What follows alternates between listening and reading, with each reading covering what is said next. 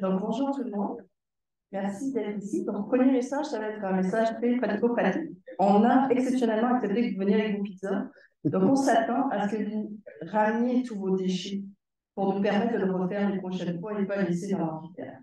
C'est à cause de ça qu'il y a une interdiction, c'est juste que les gens laissent les déchets dans l'amphithéâtre.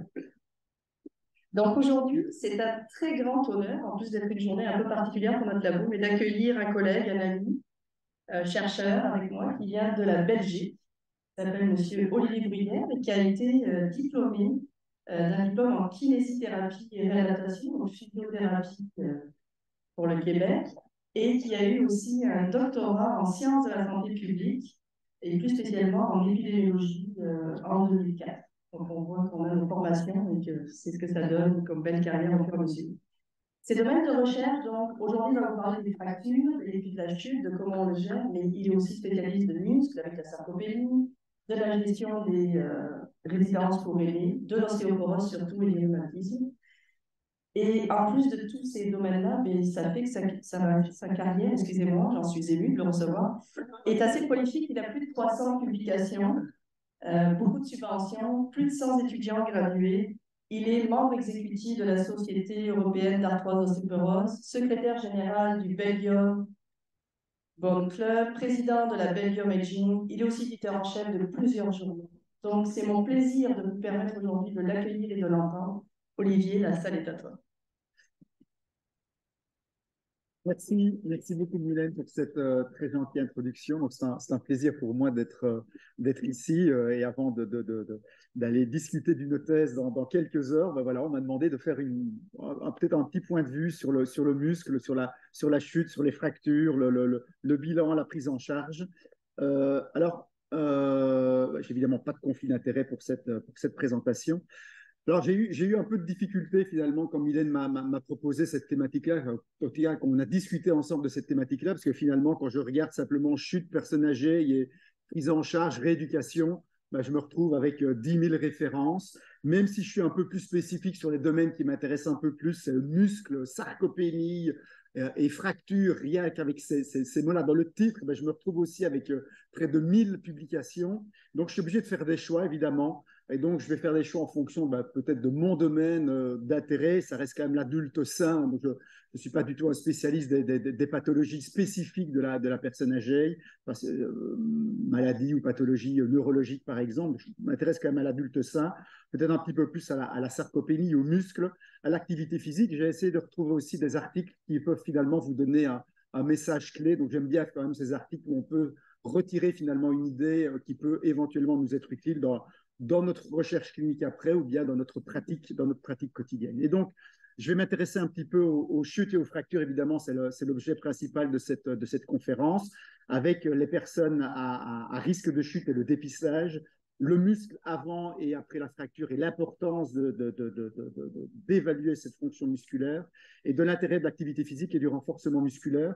Et puis, je vous dis que j'aime bien les take-home messages, j'aime bien les détails un peu pratico-pratiques et je vais vous donner quelques idées que j'ai retrouvées dans la littérature sur ajouter finalement une plus-value à une séance de rééducation avec peut-être quelques petits points particuliers.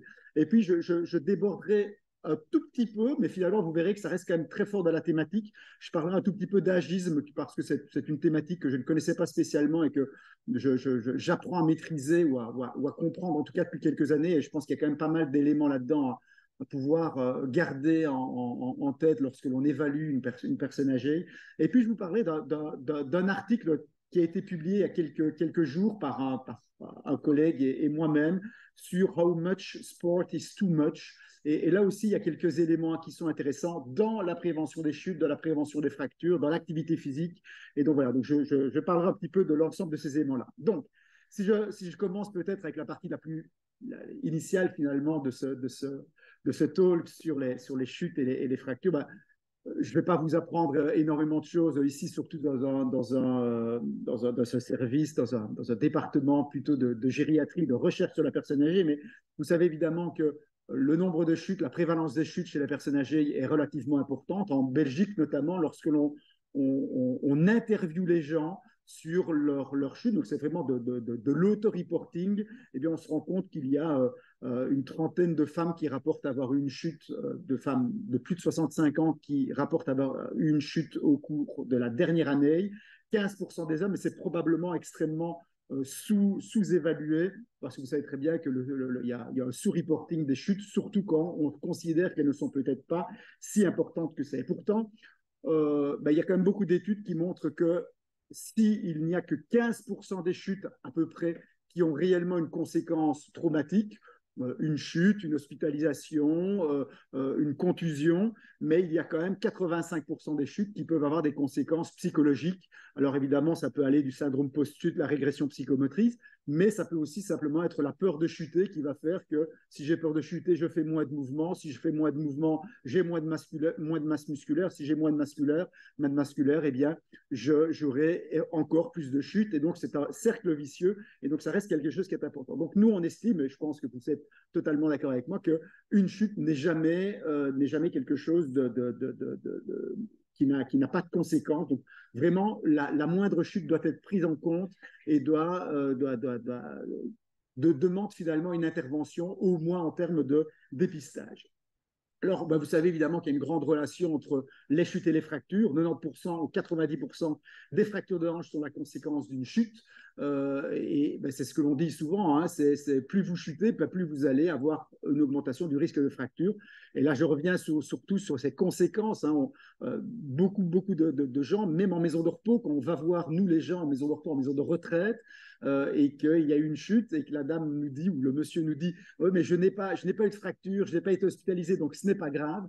Ben non, parce qu'on sait que plus la personne va chuter, plus elle est à risque, évidemment, d'avoir des fractures. Alors, vous savez que les causes, l'étiologie des chutes est multifactorielle, des facteurs liés à la personne, des facteurs liés à l'environnement, des facteurs liés à différents types de comportements. Et dans une revue de la littérature, eh bien, il y avait un auteur qui a publié il y a quelques années, finalement, une sorte de synthèse, je dirais, des moyennes pondérées des facteurs de risque des chutes. Et parmi les facteurs de risque les plus importants de chute, il y a évidemment les antécédents de chute. Okay, donc, et c'est une fois de plus une des raisons pour lesquelles dépister la première chute est hyper importante, même si elle n'a pas eu a priori de conséquences négatives. Et puis, surtout, peut-être le tout premier facteur de risque, eh bien, c'est la faiblesse musculaire. Et donc là, clairement, eh bien, les études montrent que les personnes qui ont une faible masse musculaire ou force musculaire augmente significativement le risque de chute. Et ça, c'est quelque chose qui est retrouvé d'une manière assez classique dans la plupart des études scientifiques. Et donc, moi, j'ai peut-être envie de m'intéresser un peu plus à cette fonction musculaire, vu que, a priori, c'est un des facteurs de risque les plus importants de la chute. Et donc, j'aimerais discuter avec vous très, très brièvement, c'est est-ce que le muscle est important avant une fracture? Est-ce que le muscle est important après une fracture? Et puis, comment est-ce que je peux finalement essayer d'augmenter ma force musculaire? Alors, est-ce que la force, la masse musculaire, la fonction physique est importante avant une fracture? Bien, clairement, oui. Il y a une méta-analyse qui a été publiée il y a quelques années qui montrait clairement que les personnes qui étaient atteintes de sarcopénie, donc diminution de la masse musculaire, de la force musculaire et une diminution des performances physiques, eh bien, ces gens-là avaient plus de risques de fracture que les personnes non sarcopéniques. Et vous voyez qu'on avait un odds ratio aux alentours de 1,7, donc j'augmente de 70%, de 70% mon risque de fracture chez des personnes qui sont sarcopéniques par rapport aux personnes qui ne sont pas sarcopéniques. Donc, toute l'importance, évidemment, de ces éléments. Alors, bien entendu, quand on a comme ça cette composante globale de la sarcopénie, vous savez que c'est soit de la force musculaire, soit de la masse musculaire, soit des performances physiques. Et donc, il n'est jamais très, très clair si, finalement, la causalité première, est-ce que c'est plutôt une masse musculaire basse, une force musculaire basse, une diminution des performances physiques? Alors, il y a énormément d'études, et soyons clairs, elles ont des conclusions parfois un peu différentes. Okay, donc, il n'y a pas encore énormément de grands consensus dessus. Ce que l'on peut dire en tout cas, c'est qu'il semblerait que la force musculaire et la qualité musculaire soient peut-être un des éléments un peu plus importants. C'est-à-dire que quand on regarde finalement que ce soit pour les chutes ou que ce soit pour les fractures, la quantité de muscle ou la quantité de muscle ou bien la qualité du muscle, on se rend compte que c'est vraiment quand j'ai une perte et de quantité et de qualité que j'augmente le plus mon risque d'avoir une chute ou une fracture. Donc, clairement, une diminution de la quantité et de la qualité est importante. Et si je ne dois garder qu'une seule des deux composantes, ben, il semblerait que c'est la qualité musculaire qui soit la plus importante, avec finalement ce gros problème, et on pourrait éventuellement en discuter après, que évaluer la qualité musculaire demande parfois des outils qui sont un peu compliqués d'utilisation, qui ne sont pas disponibles chez tout le monde, et donc c'est quelque chose qui est peut-être un petit peu complexe. Alors, vous savez peut-être que pour évaluer le risque de fracture d'un individu, il y a différents outils qui sont à notre disposition, et il y a peut-être un des outils les plus connus, ça reste l'outil FRAX. L'outil FRAX, c'est une évaluation à 10 ans du risque de fracture. Et donc, c'est un outil qui est disponible gratuitement sur Internet. Et donc, en répondant, vous en tant que clinicien, à différentes questions par rapport à votre patient, notamment l'âge, le sexe, l'indice de masse corporelle et différents facteurs de risque, eh bien, on peut évaluer le risque de fracture à 10 ans. Et ce qui est assez intéressant, c'est que si on regarde finalement les composantes de ce risque à 10 ans de fracture, eh bien, l'âge et la densité minérale osseuse sont des éléments extrêmement importants de cet algorithme-là. D'un autre côté, on se rend compte aussi que la force musculaire, que ce soit au niveau des membres supérieurs ou des membres inférieurs, qui n'est pas inclus à l'heure actuelle dans l'outil FRAX, eh bien, est un déterminant majeur de ce risque de fracture à 10 ans. Ce qui laisse vraiment suggérer qu'il faudrait, dans l'ensemble des facteurs de risque qui sont actuellement recommandés et retrouvés dans le domaine de l'ostéoporose et des fractures, eh bien, ajouter en plus ces notions de force musculaire qui semble avoir un impact réellement important pour prédire le risque de fracture. Alors, est-ce que la santé musculaire, est-ce que c'est important après une fracture? Oui, clairement. Là aussi, on se rend compte que si je compare des personnes sarcopéniques en orange ou des personnes non sarcopéniques en bleu, et que je regarde leur mortalité après une fracture de hanche, clairement, j'ai une augmentation beaucoup plus importante de la mortalité après 1 an, après 2 ans ou après 3 ans suite à la fracture chez les personnes sarcopéniques par rapport aux personnes non sarcopéniques, ce qui suggère une fois de plus que la mesure de la masse musculaire, de la force musculaire, des performances physiques, eh bien, va vraiment être prédictive de la mortalité quelques années après la fracture. Ce que d'autres auteurs avaient fait d'une manière assez intéressante, ils avaient regardé non plus cette fois-ci la survie quelques années après la fracture, mais s'étaient intéressés à la fracture et finalement le recovery, la récupération fonctionnelle, je pense que c'était jusqu'à 1 an après la mise en place, après la fracture en tout cas, et en général la mise en place d'une prothèse de remplacement. Ce qu'on s'était rendu compte, c'est que une des variables qui était le plus associée à cette bonne récupération, c'était la malnutrition. Si les personnes n'étaient pas mal nourries, eh bien, elles avaient beaucoup plus de chances d'avoir une récupération qui était optimale. La force musculaire ne semblait pas dans cette étude-là avoir un impact, ni la masse musculaire. Par contre, la qualité du muscle semblait avoir un impact aussi relativement important. Ce qui amène finalement encore pas mal de confusion entre est-ce qu'il faut mesurer la masse musculaire, la force musculaire, les composantes de la performance, est-ce qu'il faut évaluer la qualité musculaire et comment est-ce que j'évalue la qualité musculaire? Clairement, ça reste encore des éléments qui n'ont pas encore de réponse définitive. On sent bien qu'il y a des éléments là-dedans à devoir évaluer, mais c'est tout l'intérêt évidemment pour votre centre de recherche d'aller évaluer toutes ces choses-là, parce que clairement, il y a encore énormément de questions qui restent en suspens. Alors, comment améliorer la force musculaire? Clairement, je me sens un peu mal à l'aise ici d'aller expliquer comment améliorer la force musculaire à des experts. Vous savez bien que le resistance training est vraiment quelque chose qui a montré ses preuves. J'aime bien de montrer rien que le titre de cette étude-là. Il n'y a pas de non-répondeur finalement à ces exercices de type resistance training. Alors effectivement, soyons clairs, il y a quand même une grande hétérogénéité, une grande variabilité dans la réponse individuelle des individus, mais il n'y a personne qui n'est pas répondeur. Donc, si vous faites du renforcement musculaire, interval training 3 fois par semaine, pendant 6 semaines, pendant 2 mois, 3 mois, 4 mois, clairement, vous aurez une amélioration de la force musculaire de votre patient, ça c'est sûr et certain, je ne vous apprends rien, mais avec des variations qui peuvent être relativement importantes, de quelques pourcents seulement chez certains individus, jusqu'à des améliorations de 50, 60, 70, 80%, 100% éventuellement. Alors, je vais simplement vous montrer une étude, moi qui m'intéresse et qui, je dois avouer, alors vous ne serez probablement pas d'accord avec moi, mais moi qui a réellement changé ma vision, l'enseignement que je fais et même les recommandations que je fais aux personnes âgées et qui vont peut-être un petit peu à l'encontre de l'evidence-based medicine. Cette étude, c'est une étude qui a été publiée en 2016 et qui comparait finalement les effets de la resistance training suivant 3 modalités différentes chez des individus de plus de 65 ans.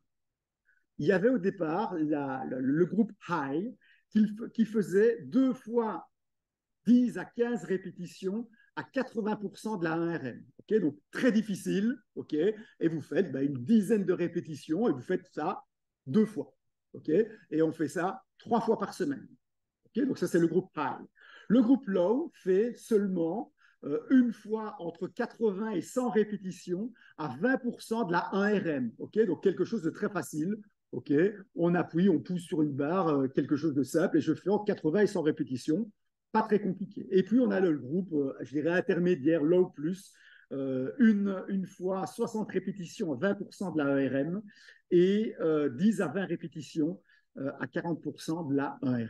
Okay, et donc, l'étude, je pense, dure 9 semaines, avec 3 semaines après lesquelles on ne fait plus rien et on continue à évaluer les gens. Et je vous donne un des résultats, mais l'ensemble des résultats vont un peu dans le même sens. En fait, on se rend compte clairement qu'il y a une amélioration significativement plus importante dans le groupe high par rapport au groupe low.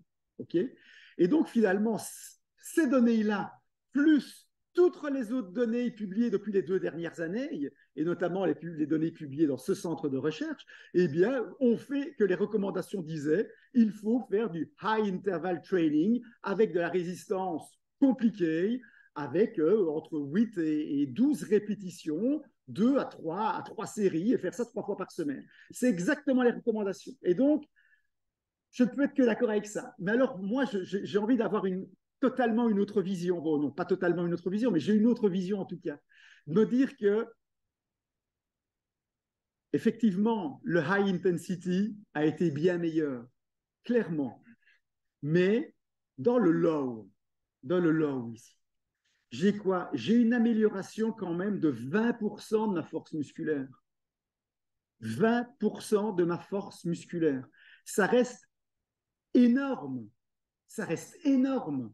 Vous savez que dans le domaine du médicament, on est dans des congrès avec Mylène et les firmes pharmaceutiques sont toutes contentes quand elles ont un médicament en phase 2 qui améliore la force musculaire de 3%.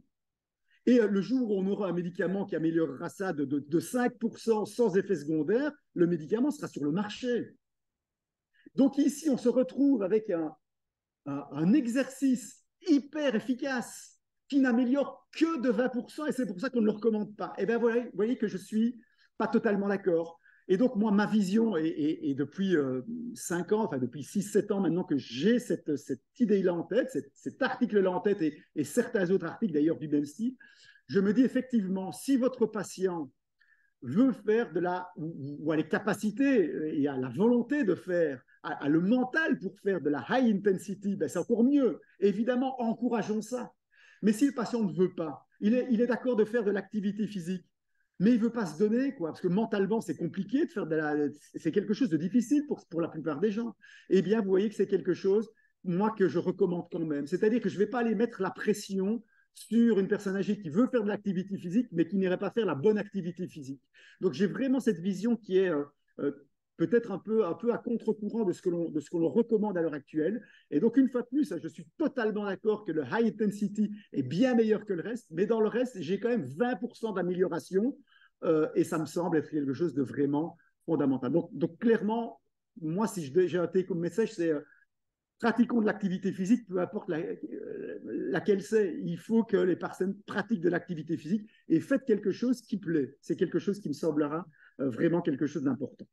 Alors, peut-être, je vous ai dit que j'essaierai d'avoir quelques études qui me semblent intéressantes pour ajouter une plus-value à une séance de rééducation ou même à une séance finalement où une personne viendrait simplement pour faire des bilans. J'ai cru comprendre qu'il y avait énormément de personnes ici qui venaient faire simplement des bilans. Je pense qu'on a un rôle finalement en tant que clinicien pour améliorer finalement cette activité physique avec quelques petits trucs. Et je vous montre simplement une étude qui a été réalisée il y a quelques années maintenant et qui regardait finalement les conseils qui pouvaient être donnés par le kinésiologiste aux patients qui venaient d'avoir justement une fracture du col du fémur et qui étaient en rééducation. Et donc, il y avait une belle étude randomisée contrôlée qui comparait finalement deux groupes. Un groupe où il y avait un suivi kinésiologique extrêmement classique, et puis il y avait un groupe avec un suivi kinésiologique classique plus des conseils. Donc, pendant la séance de rééducation classique, eh bien, je donnais des conseils sur l'importance de rester actif, l'importance de maintenir une activité physique. Et qu'est-ce que l'on se rend compte?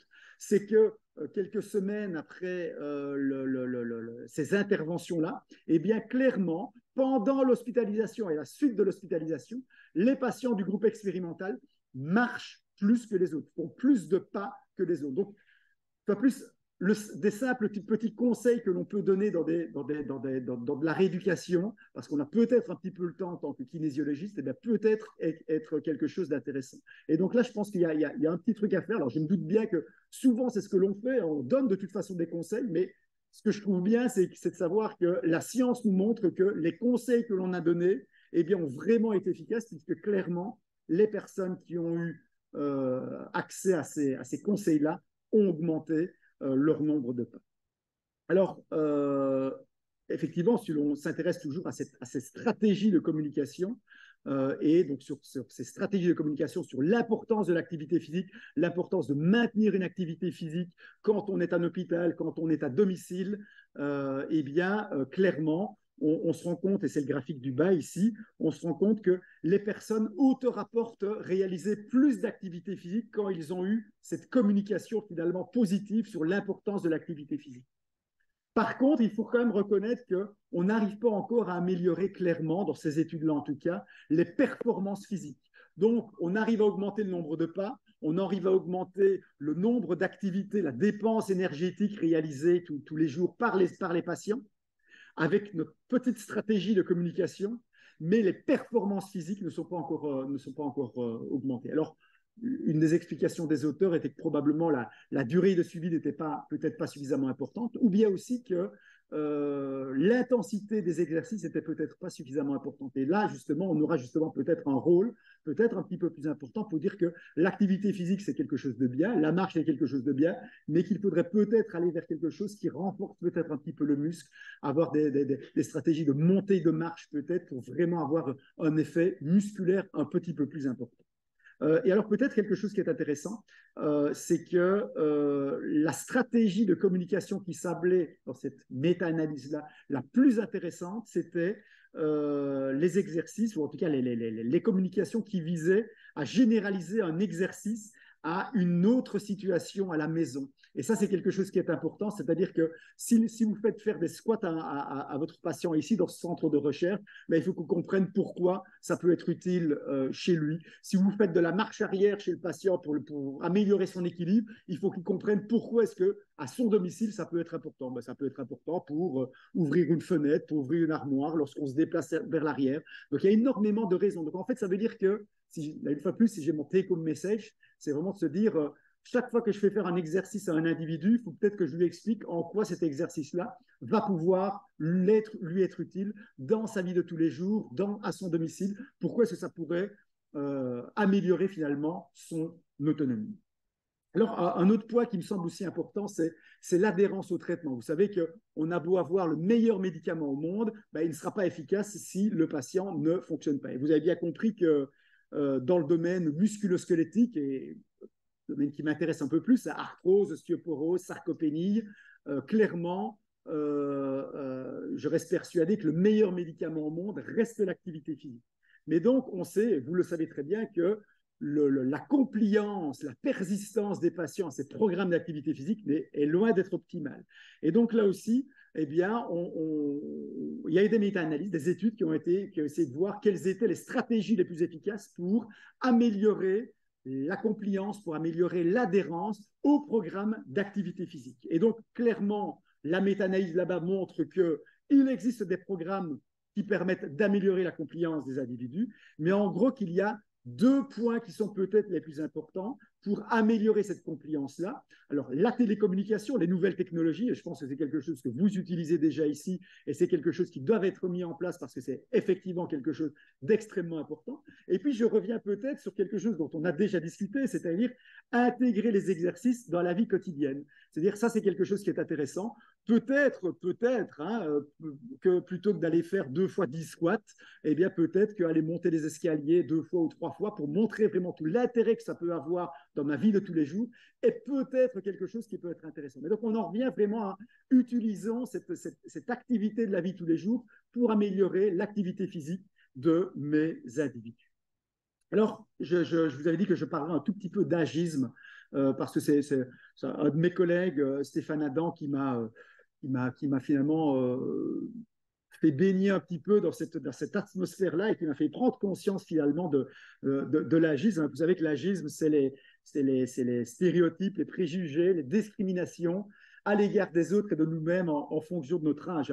Le cas le plus classique, et c'est une étude qu'on avait réalisée à l'Université de Liège, lorsque on interviewe des individus au hasard dans une population et qu'on leur demande de donner les 5 mots les plus qui leur vient en tête, les 5 premiers mots qui leur viennent en tête lorsqu'on parle d'une personne jeune ou lorsqu'on parle d'une personne âgée, vous voyez qu'on a des mots qui sont évidemment totalement différents, avec des mots a priori beaucoup plus positifs lorsque l'on pense à une personne jeune, vitalité, dynamique, sportive, santé, beauté, études, activité, travail, et que chez les personnes âgées, c'est dépendance, maladie, solitude, douleur, fatigue, perte d'autonomie. Effectivement, on a quand même quelques mots peut-être un peu plus positifs, expérience, sagesse, mais ça reste finalement quelque chose qui est important. Alors, bon, je m'éloigne évidemment un petit peu de mon sujet ici, mais ce qui m'intéresse peut-être, c'est ce qu'on appelle cet agisme bienveillant.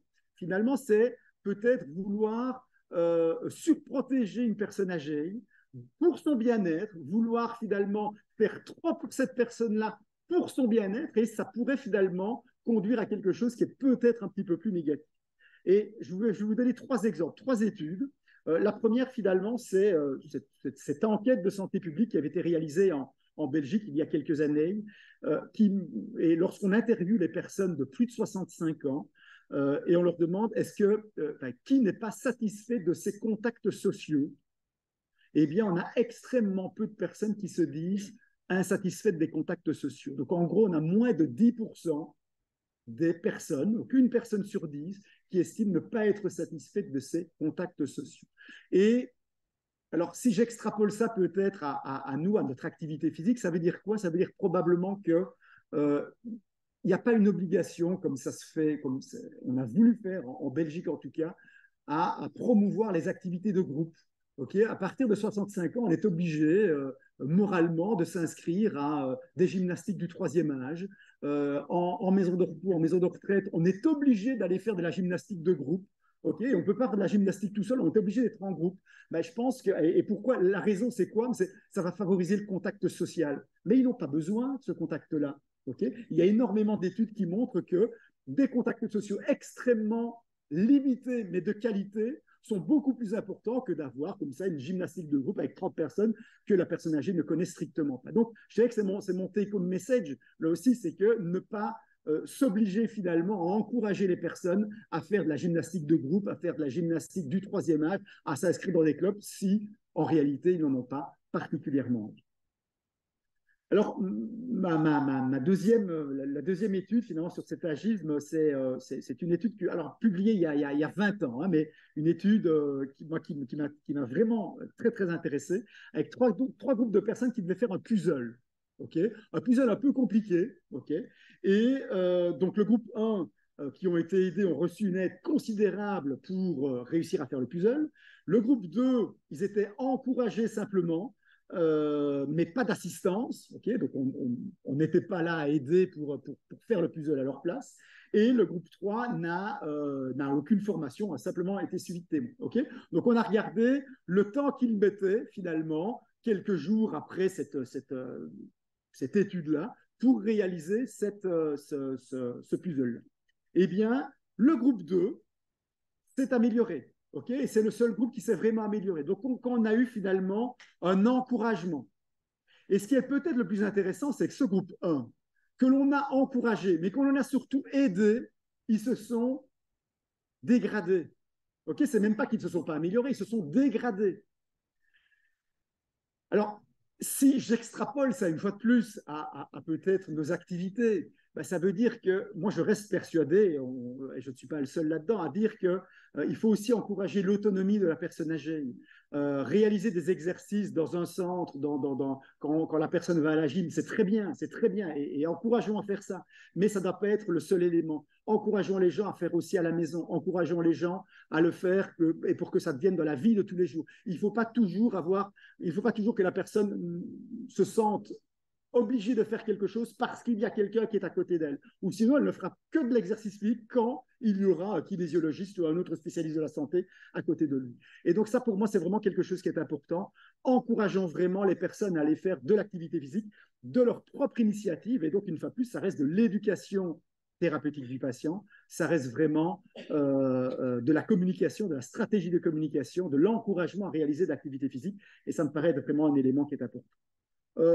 Dernière étude peut-être, ça reste cette étude que l'on a réalisée dans notre service il y a quelques années maintenant, où on avait des personnes de plus de 65 ans et on les a mis dans des conditions de stéréotypes faibles ou élevés. Donc en gros, on a demandé de venir faire des tests de marche, des tests de performance physique. On leur a aussi demandé de poser des questions sur leur âge ressenti, leur âge physique qu'ils ressentaient, l'âge mental qu'ils pensaient avoir. Okay, donc, on pourrait très bien, comme moi j'ai 47 ans, ben, je me sens en pleine forme, j'estime que j'ai l'âge 40 ans. Okay, et on demande ça aux personnes âgées en faisant plein de tests différents. Mais on les met une fois de plus on randomise les gens pour les avoir dans deux conditions différentes. Conditions faibles, enfin stéréotypes faibles ou élevés. Et donc en gros, stéréotypes faibles, eh bien, on les fait patienter exprès dans une salle d'attente, okay, et on leur donne à lire des brochures sur l'importance du sport, sur les forces musculaires maximales, sur la VO2 max, donc des trucs finalement, pas de stéréotypes en tout cas négatifs. Okay, et puis on a des stéréotypes élevés. Et là, on a des brochures sur attention à la chute, attention à Alzheimer, attention ceci, attention ça et attention ça. Et qu'est-ce qu'on se rend compte dans notre étude? C'est que l'âge physique des patients, l'âge physique subjectif, s'est détérioré chez les personnes qui ont eu des stéréotypes élevés. Okay, alors qu'il y a une amélioration chez les gens qui, on a parlé de VO2 max, on a parlé de performance, on a parlé d'amélioration. Et donc, ça veut dire quoi dans notre vie de tous les jours, en tant que chercheur, en tant que clinicien? Eh bien, alors c'est vraiment quelque chose que nous, on a changé chez nous, par exemple. Avant, on appelait clinique de la chute. Hein, et venez faire des exercices dans la clinique de la chute. On ne parle plus de ça maintenant. On parle de venez améliorer vos performances musculaires. Okay, on ne dit pas venez diminuer votre risque de chute. Non, venez améliorer vos performances musculaires. Et donc, c'est peut-être quelque chose à garder en tête lorsque on a le patient en face de lui, ou on lui téléphone pour l'encourager à venir participer à notre étude. Ben, venez tester votre force musculaire, pas venez tester votre risque de chute. Ok, on arrive tout de suite. Venez tester votre risque de chute. Les patients, ils arrivent comme ça et ils sont pas bien, quoi. Venez tester vos performances physiques, venez tester votre force musculaire. C'est quelque chose qui est drôlement plus positif. Et donc, voilà, ça reste aussi un élément, nous, en tout cas, qui nous a fait changer un petit peu notre approche dans la prise en charge rééducative de notre patient. Alors, je finis avec ma dernière slide sur un article qui a été publié il y a quelques jours dans Aging Clinical and Experimental Research, How much sport is too much? Et donc, bon, on discute finalement, est-ce que trop de sport est peut être mauvais pour la santé? Alors, je vais faire un spoiler, hein, même si je vous encourage quand même à aller lire l'article. Il n'y a pas de données claires qui montrent que trop de sport est mauvais pour la santé. Okay, il n'y a pas d'études extrêmement claires, en tout cas sur l'aspect musculo-squelettique.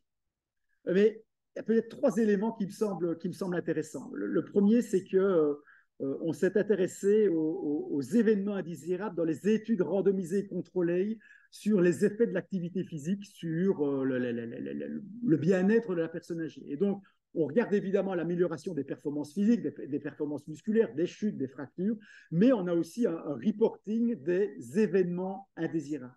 Et alors, ce qui est intéressant, c'est que finalement, de ces études-là, on ne peut pas dire qu'il y ait une augmentation du nombre d'effets indésirables chez les groupes expérimentaux, donc qui reçoivent l'activité physique par rapport aux personnes qui ne reçoivent pas l'activité physique. Mais d'un autre côté, il faut reconnaître qu'en général, c'est très mal reporté. Okay, ben souvent, on reporte les points positifs, on ne reporte pas les événements indésirables.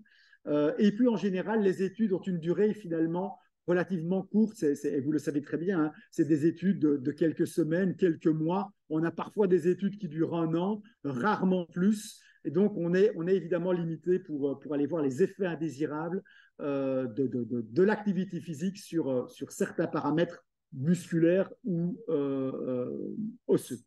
Par contre, on a peut-être des données parfois qui sont un petit peu plus intéressantes en ce qui concerne la charge de l'entraînement, dans des études plutôt observationnelles, où là, ce qui est intéressant de voir, c'est que si on se rend compte effectivement que plus je fais de l'activité physique, moins je vais, par exemple, avoir de fractures du col du fémur. C'est quelque chose de bien, et donc c'est quelque chose auquel on s'attendait évidemment, hein, donc ça montre bien l'intérêt de l'activité.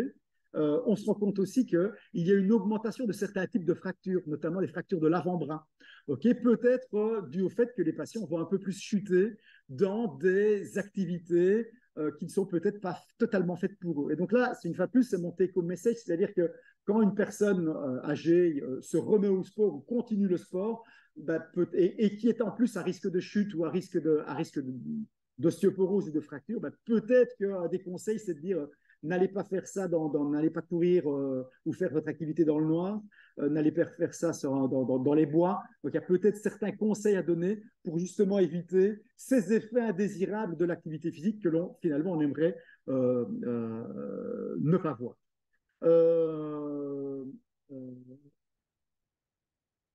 Alors peut-être un dernier point sur le Weekend Warriors. Je ne sais pas si vous connaissez. Moi, personnellement, je ne connaissais pas. Donc, en faisant justement cette revue de la littérature pour cet éditorial et ce Meet the Expert que nous avions eu dans un congrès, je suis tombé sur ces notions-là. Donc, en fait, c'est des gens qui ne font de l'activité physique que le week-end. Donc, pas du tout d'activité physique en semaine parce que peut-être comme vous, hein, ils sont surchargés de travail dans leur centre de recherche. Ils n'ont pas le temps d'aller faire de l'activité physique. Et alors, ils se donnent tout le week-end, quoi. Donc, ils se donnent à fond. Ils font faire 3 heures de vélo le samedi et 3 heures le dimanche. Alors, ce qui est assez intéressant là-dedans, c'est que visiblement, les effets sur la santé semblent être identiques. En tout cas, les effets positifs sur la santé semblent être aussi importants chez ces personnes qui font de l'activité le week-end que chez les personnes qui font ça d'une manière un peu plus régulière. Okay, donc, en tout cas, en termes en tout cas, en termes cardiovasculaires, clairement, il y a vraiment des notions qui montrent que ces gens-là pourraient vraiment avoir un bénéfice de cette activité uniquement le week-end. Par contre, en ce qui concerne la santé musculo-squelettique, on se rend compte aussi que ces personnes-là ont énormément d'accidents le week-end. évidemment, le week-end par définition, parce qu'ils font du sport que le week-end, mais alors qui ont finalement beaucoup de fractures, ils ont beaucoup de traumatismes, et il semblerait que, d'après les auteurs hein, qui ont beaucoup travaillé sur ces Weekend Warriors, eh bien, ça pourrait même être de sujets de recherche finalement relativement intéressants, parce que c'est des gens qui se fracturent très très fort, qui se fracturent en général de manière importante, et donc ça pourrait être des sujets assez intéressants pour vos futures recherches et pour la rééducation. Ben voilà ce que je voulais vous dire. Je ne vais pas faire de grandes conclusions. Je voulais simplement vous remercier de m'avoir écouté. J'espère que ça vous a intéressé. Je suis évidemment libre, enfin, je suis prêt à répondre ou à essayer de répondre à vos questions, et je vous remercie encore de votre attention. Merci beaucoup pour cette belle présentation du pratico-pratique et des recherches qui nous a appris des choses et tout ce que nous avons vu aussi sur les rails. Pour c'est ouvert à des questions. Mais je vais partir, mais on peut passer par la c'est pas. Merci pour la présentation. J'ai une question en fait sur le dernier point, qui est le Weekend Warrior. Est-ce qu'on pourrait penser et pourrait le considérer comme un entraînement HIIT à longue durée?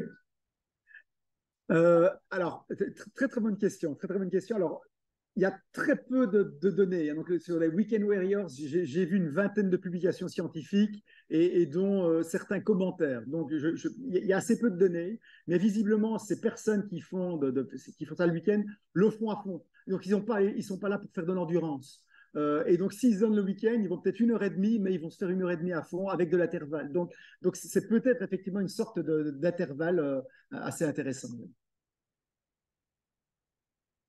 Merci pour cette belle conférence. C'est pas ma spécialité, mais je suis quand même très étonné par une étude sur la satisfaction sociale des élèves qui disaient qu'ils étaient bien encadrés socialement. Je me demandais dans quel contexte ils ont été sélectionnés. Alors, c'est vraiment ça ici, c'est la grande enquête de santé publique réalisée en Belgique tous les 4 ans. Donc, il y a plus de 10 000 personnes qui sont interviewées, vraiment extrêmement représentatives de la population générale. On va même aller prendre des gens en prison. Donc, vraiment, c'est quelque chose d'extrêmement important. Après, ça reste une enquête réalisée par un intervieweur au domicile des individus. Voilà. Comment il peut y avoir une variation entre les deux chaque c'est vous savez, la qualité de vie belge, hein. Ça. On me vend, moi, depuis hier, il me vend la qualité de vie québécoise, mais parce qu'on focus sur les individus fragiles, c'est une forme d'âgisme, de penser que toutes les personnes âgées sont toujours en train d'attendre que ça les appelle. Non. Là, je vais non. Encore, il y a un troisième mercredi, vendredi, madame. Est-ce qu'on a d'autres questions? Les cliniciens, n'hésitez pas, c'est possible pour vous qu'on était là. N'importe quelle question, je le dis toujours aux étudiants, pas de bête de la question.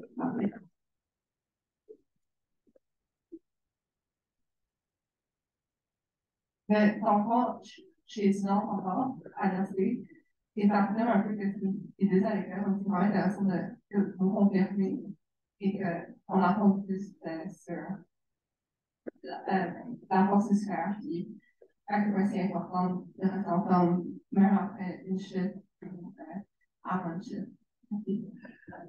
La question, c'est. Je remarque pour te remercier qu'il fallait vraiment faire attention à la France, qu'à l'école, il leur mettait de l'avant, puis tu viens de refaire le plan. Ah ben, tant mieux.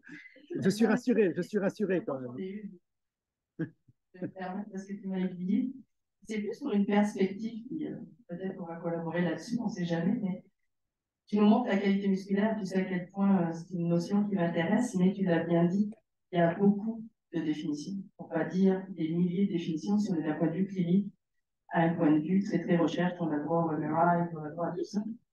Est-ce que tu as noté des différences l'association, dépendamment de la définition utilisée, que ça soit clinique, que ça soit très, très fondamental, ou est-ce que juste la force visée par la masse, qui est une qualité musculaire très clinique, suffirait, ou même la force visée par le poids corporel, qui est une force relative, qui est aussi une forme de qualité musculaire, suffirait pour prévenir les gens et donc serait un outil pour nos cliniciens? Oui. Alors, c'est une question très complexe en fait, hein, parce que on se rend bien compte dans la littérature que il y a énormément de définitions différentes et que de toute façon, elles donnent des résultats différents en fonction de différentes cohortes. Et je vais vous donner l'exemple de ce que l'on a chez nous dans notre cohorte liégeoise. Donc, on a une cohorte que l'on suit depuis une dizaine d'années maintenant. Donc 600 individus qu'on suit chaque année depuis 10 ans. On suit les vivants en tout cas, parce qu'ils ont plus de 65 ans, et on se rend compte que nos éléments prédictifs, par exemple, des chutes après 1 an, après 2 ans, après 3 ans, après 4 ans ou après 5 ans, ne sont pas exactement les mêmes. Et donc, certains paramètres musculaires qui prédisaient bien à 1 an ne prédisent plus à 2 ans, ou plus aussi bien en tout cas. Alors, on reste sur la même cohorte. Alors, évidemment, quand on se retrouve sur des cohortes différentes, avec des populations totalement différentes, bah, c'est encore plus compliqué. Donc, aller comparer finalement des résultats de mesures qualitatives d'un côté et de l'autre sur des populations qui en plus sont différentes, bah, font que je pense que ça va être très compliqué d'avoir des recommandations claires avant les prochaines années. Et d'ailleurs, je vois bien que les recommandations, enfin les prochaines recommandations sur lesquelles le groupe GLIS est en train de travailler pour une nouvelle définition de la sarcopénie, bah, a priori, ils ne vont pas tenir compte de la qualité musculaire. Parce que bah, pour l'instant, il n'y a pas moyen d'aller évaluer clairement cette notion-là. Et si je peux me permettre de faire un petit parallèle avec, moi j'ai fait ma thèse de doctorat il y a 20 ans sur l'arthrose. Et il y a 20 ans sur l'arthrose, comment est-ce qu'on évaluait la structure de l'articulation? Bah, c'était avec une radio. Et on savait déjà bien à l'époque que la radio, c'était pas terrible et que ce qui allait être révolutionnaire, c'était les ultrasons, c'était l'IRM. Et ben, 20 ans après, ben, on n'a toujours pas de recommandations.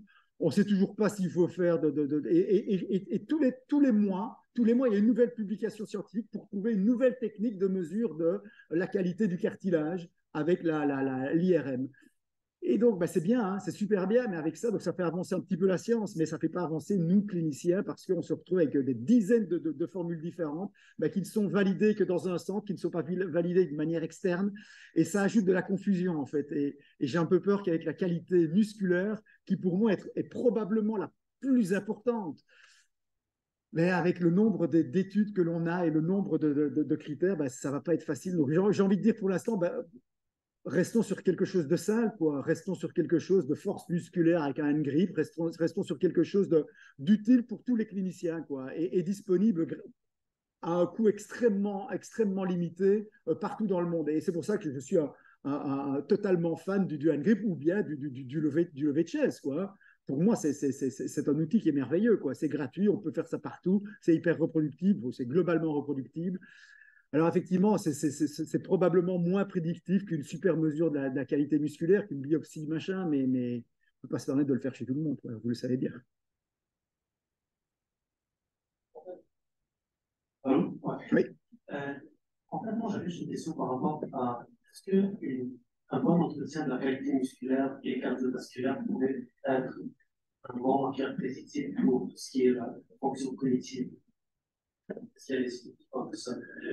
Alors, je ne suis pas du tout un spécialiste là-dedans, mais clairement, il y a énormément d'études qui montrent que l'activité physique et un maintien d'activité physique vont avoir une importance capitale sur le maintien des performances cognitives. Hein. On est justement dans un groupe de travail avec le UGMS pour travailler sur l'activité physique et la prévention ou la prise en charge des problèmes cognitifs ou plus graves d'Alzheimer.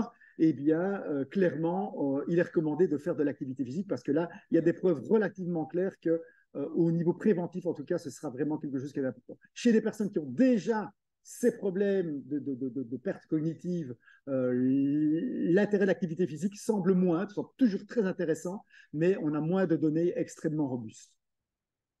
C'était des choses vacues. Donc, des cohortes qu'on suit pour des prédicteurs précoces ou des marqueurs par rapport aux troubles cognitifs chez les gens qui ont des difficultés comme des vraies difficultés. Et si David rappelait que dans les facteurs de protection, si tu travailles sur une des formes de protection, soit les contacts sociaux, l'entraînement cognitif, l'activité physique, chacune, ça réduit le risque d'à peu près 40% individuellement. Donc, le cumul de ça, c'est important. Et l'activité rentre dans les 40% de réduction des facteurs de risque. Totalement. Merci. Merci. Merci à tous. Si on n'a pas d'autres questions, on va remercier Olivier, puis on va vous libérer pour retourner à vos tâches. Merci encore pour cette présentation. Merci.